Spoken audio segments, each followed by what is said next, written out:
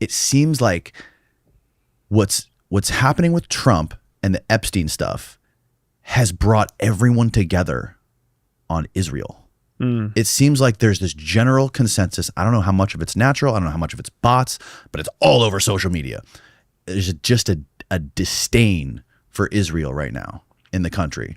And I don't know how real it, I mean, I don't have these conversations with people going to the grocery store. It's I only see it online. So it's hard to tell like what's real, what's not. It's also all over the media, like traditional media, like television and stuff like this.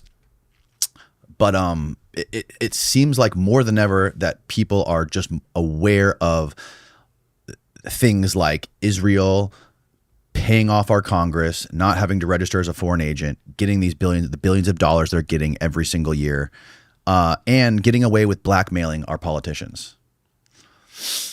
And it doesn't seem like there's anything that's going to change because, you know, I think like a lot of people, myself and I think a lot of other people were very optimistic when Trump was running this most recent time about like how it was going to fix what was going on. Biden was there. It was obvious he wasn't running something. It was somebody behind the scenes pulling the strings. And Trump was going to come in and fix the problem. And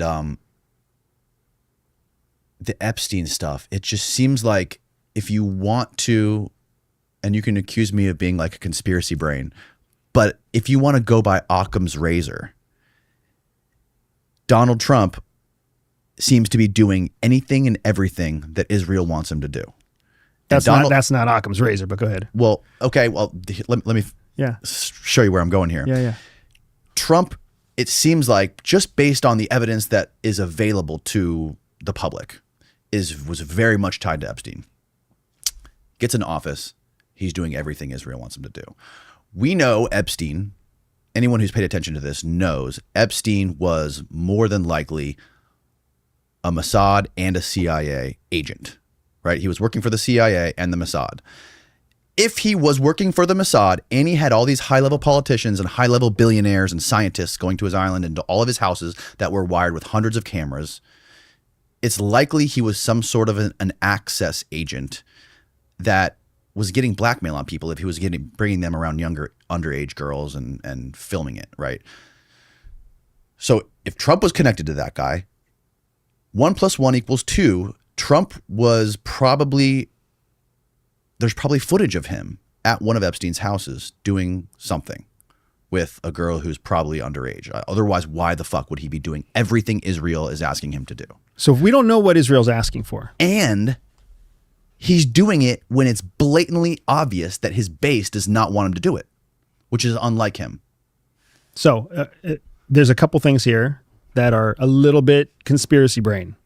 And I want to propose something that was new information to me, that was proposed recently to me, that I was like, that about Epstein, that I think makes a lot of sense. So the conspiracy element here is that we don't know what conversations are happening between Donald Trump and Netanyahu. We don't know what Israel's asking for or not asking for. So we can't say that he's doing what Israel is asking for because we don't know what Israel's asking for. Maybe he is doing some of what they're asking for. Maybe he's doing none of what they're asking for. Maybe Netanyahu understands Trump and knows how to predict Trump's actions better than we do. So he's just putting things in place and kind of forcing Trump's hand. We have no idea. The other thing is about Trump's base.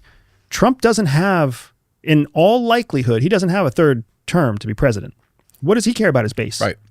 He gives two shits about his base. Sure. He's not loyal to the Republican Party, so if his base blows up, they can't use him either. So what does he fucking care? All he cares about is Donald Trump and the future profitability of the name Donald Trump. He wants to monetize this thing till the fucking wheels fall off. And you know what? The 4 years that he wasn't president, you wouldn't have guessed it because his name was still in the headlines every day in all the biggest metropolitan areas all over the country. So if that happens for the next 4 or 8 years, that's all free marketing in Donald Trump's world. So he doesn't care about his base. Anybody who thought that Donald Trump was going to come into office and fulfill his promises, we were just as stupid as Elon Musk, who spent how many months leading Doge, trying to capture efficiencies, only to then find out that Donald Trump wasn't going to give him what he wanted at the end. Donald Trump is an expert at business, an expert at unethical business, because he gets people to believe he will deliver, and then he doesn't deliver. And then at the end of the day, you didn't get what you wanted. So you'll go cry in your soup or whatever else you're going to do, Right. and decide later on whether you're going to come back to kiss the ring of the king of the country again, right? Like that's just the way it works. If you thought something different was going to happen, it's kind of shame on you. That's just the way it works. I want to propose a different theory for Epstein that someone shared with me that made just a ton of sense. Everybody, including me, has pontificated on the idea of whether or not he would work for CIA. And I still don't think he would ever work for CIA. I don't think there's any likelihood he was a CIA asset. I think that's Really? It's a silly. Well, then why would Alex Acosta say that he was told to back off because he was told he was part of intelligence? So Assad? So hear me out now. Intelligence isn't CIA. CIA is one of 36 intelligence agencies. Okay. In just the United States, right? I have long said that if he wasn't a CIA, if he was an asset for an intelligence company, an intelligence agency, it could be Mossad. Mossad would run a guy like that all day long, right? Mm-hmm. And there's definitely intelligence value in Epstein. Sure. The theory that I want to propose is, what if he wasn't tied to foreign intelligence at all? What if he was tied to FBI? What if he was a covert informant, which is an intelligence asset, for FBI? I think that's possible. The reason I'm saying this is because somebody brought to me the idea that there could be a connection between how he made his money, which nobody understands how he made his money. But we all know that he was involved in the efforts to help other people hide their money in overseas bank accounts. So if he's helping people hide their money, he's already engaging in illegal activity. That makes him a prime target for FBI. All the sex trafficking, child stuff aside, if he's helping rich people hide their money offshore so they don't pay taxes, that is an FBI issue. And if FBI finds him in the middle of this mix, and that would explain how he makes so much money, because if you're helping other people find money, you take a fat commission on that. And if they're rich enough, they don't even feel the commission that you're making.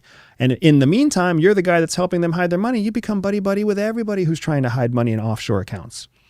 That makes him all the more interesting to FBI. So FBI would go to him, and in any classic FBI investigation, he's not the guy they're trying to take down. They're trying to take down the rich people who are hiding their money. Of course. So when they approach a guy who's an interlocutor like that, they're like, hey, we know what you're doing. You could go to jail for 30 years, 50 years for the rest of your life, but we're not going to press criminal charges. Right. Instead, what we need you to do is become a CI, a covert informant, a clandestine informant for us. And we will give you protection in the activities that you're engaging in, as long as you continue to provide information for us. That protects him against investigation because he's an FBI CI. So now all the shit that he's doing, as long as he's telling the FBI he's doing it, could potentially fall under the same protection. So now I haven't heard. CIA believes that all people are born with a spy secret superpower. For some people, that means they can win deals. For others, they can spot liars. Some can even seduce lovers. I built a free 3-minute test to help reveal to you exactly what your secret hidden superpower is. All you have to do is click on the link in the description below, take the test, and start using your spy superpower to stay ahead of 99% of people. People talk about that opportunity. That is a far more probable, far more likely, far more sensical possibility than any of the Mossad, any of the CIA stuff, because it makes absolute sense that especially the Obama era years would be trying to hunt down wealthy people and how they hide their money. Right. And that would protect him. And now if that doesn't say that Donald Trump's not on that list, that doesn't say that other wealthy people are not on that list, but now what it does show is why the Epstein files wouldn't be released. Because they may legally not be able to be released because he was a covert informant and he is protected by certain laws because he was giving information to the FBI. And it could also explain why he either got whacked in prison or escaped from prison. Because if he was a covert informant for FBI, it'd be easy to whack him inside prison because nobody likes a rat. It would also be easy for someone to go in and exfil him from prison in 1 minute because it's the FBI. And they already have a whole structure for how you take a protected witness and keep them safe. That, to me, when I heard that, it made a shit ton more sense to me than any other theory that's been out there. I think the FBI thing does make a lot of sense. And I think it makes sense, especially when you have Alex Acosta saying that he got information that he was part of intelligence, because Alex Acosta would not get information that he was part of Mossad intelligence. He would have no fucking clue about that. I think it's most likely that he was a double agent. He was working with, I think he was probably recruited when he was at the Dalton School, who the head of that school was Donald Barr, Bill Barr's dad, who was CIA and recruited a lot of people at that school to be in the CIA. So I think there's a huge connection there. I think it's impossible that there was no connection between Donald Barr and Epstein getting into the world that he got into. And then I think it was in the late 80s that he got introduced to Ghislaine's dad, Robert Maxwell, who was like a triple agent, right? He was a MI6, then he was recruited by the FSB then he was recruited by the FSB and then Mossad. So he was working for all three. And him introducing his daughter to Epstein, and then Epstein, with the cameras that were in all the victims explain how there was like giant rooms filled with monitors because every room and bathroom was wired with cameras. And do you agree that he was getting blackmail on people? I don't know. I don't know how he was using the information. If you were to guess that if he had all of his cameras, all of his rooms wired up with cameras and had underage girls there with politicians and presidents, do you think that there's a high possibility that it was blackmail?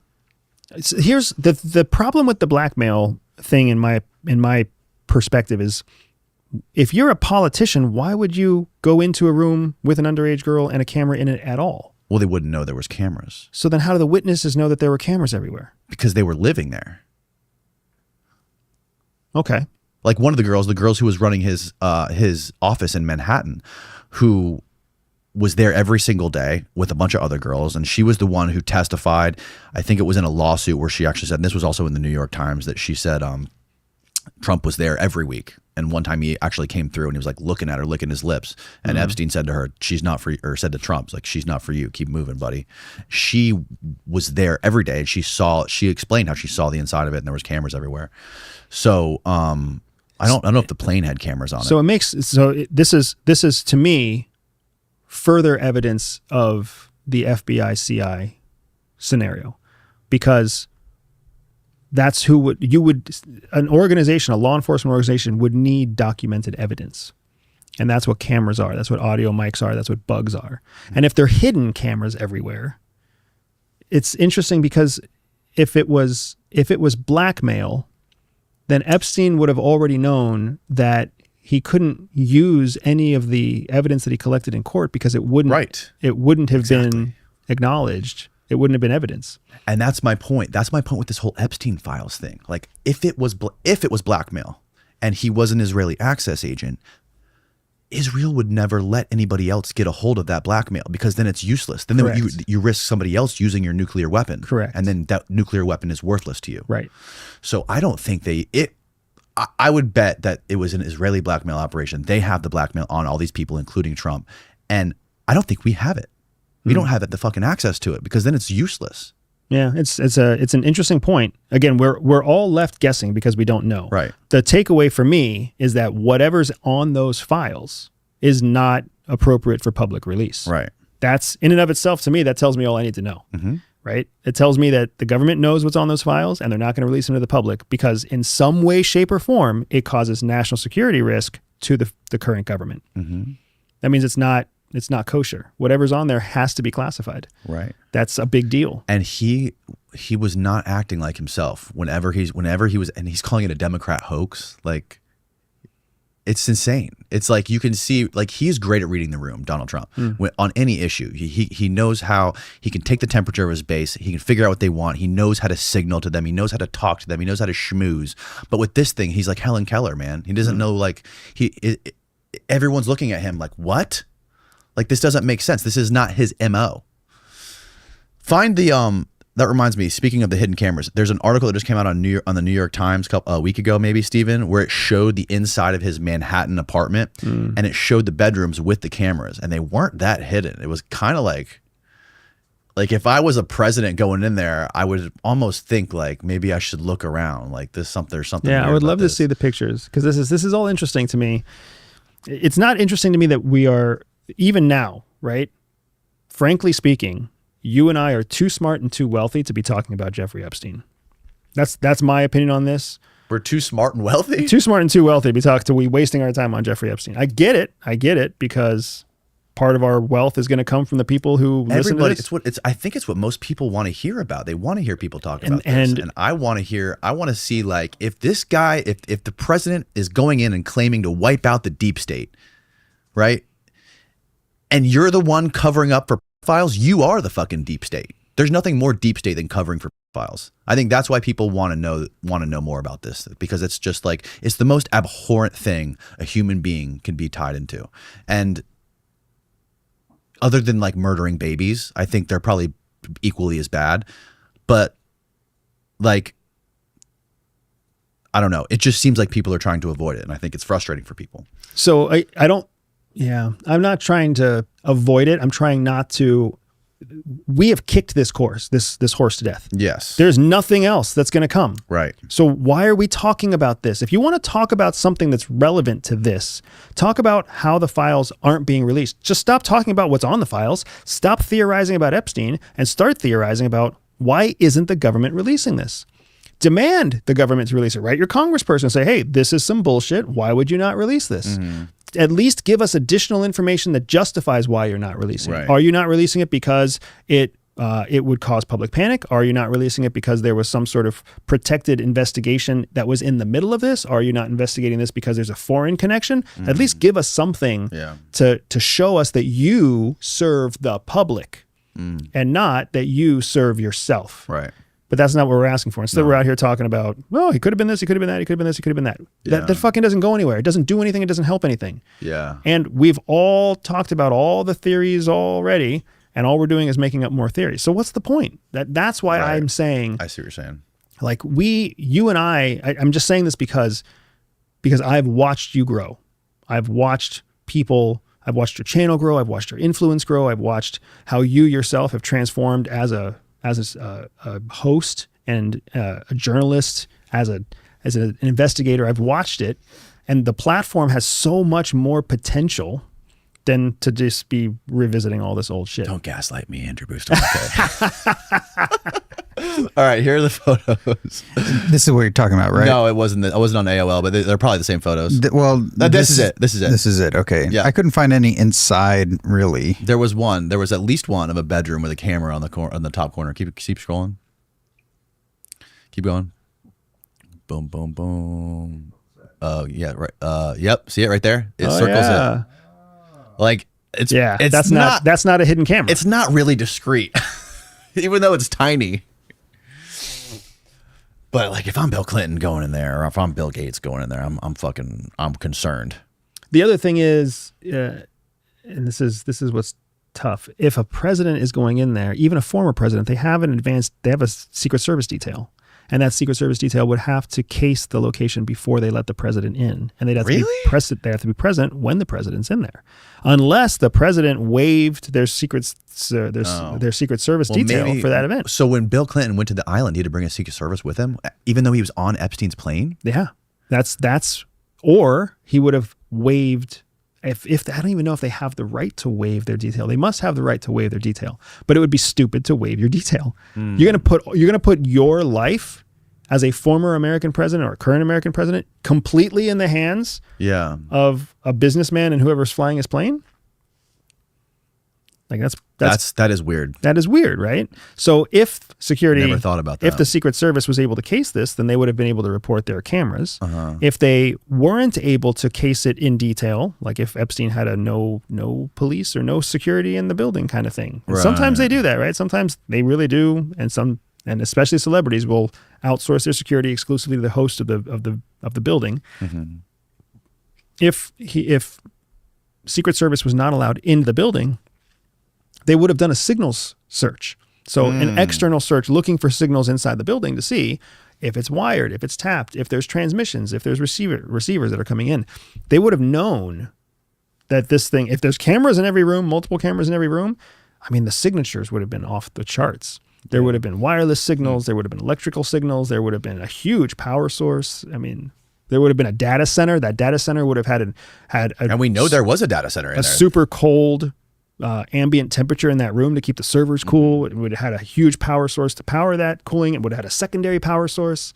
Yeah. Like there's no way that they didn't president, know. Right. Yeah, that's odd because the president, I don't know if there's any documentation of Clinton ever going to the Manhattan House, but the is island or interesting. anything else. Yeah, there's big questions. So Tucker, or not Tucker, Biden, Hunter Biden just did like 3 interviews on YouTube with this dude, Andrew Callaghan, who has a channel called Channel 5.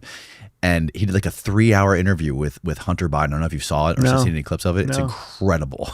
Like the dude just literally took his gloves off and just went after everyone.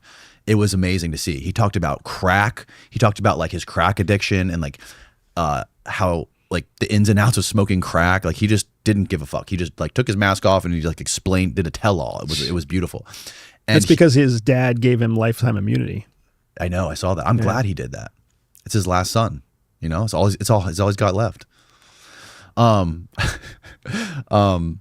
So in the interview, Hunter said he recited this guy Michael Wolff's reporting on the Epstein stuff. Michael Wolff's a journalist who interviewed Jeffrey Epstein the year before he died. I think it was the year before. I think it was in 2019. He interviewed him, and it's all on audio. And Epstein's talking about Trump, how they were friends for 10 years, and how Epstein introduced Melania to Trump and all this stuff. And just earlier this week, Melania Trump filed a $1 billion lawsuit against Hunter Biden for citing. This is the video right here.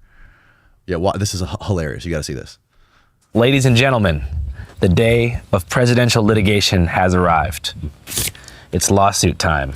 In my hand is a legal demand letter addressed to Mr. Hunter Biden from the First Lady of the United States, demanding a retraction of Channel 5's video called Hunter Biden Returns, in which Mr. Biden here makes some speculative comments about the relationship between Jeffrey Epstein, Melania Trump, and Donald Trump. Okay, well, they knew each other well.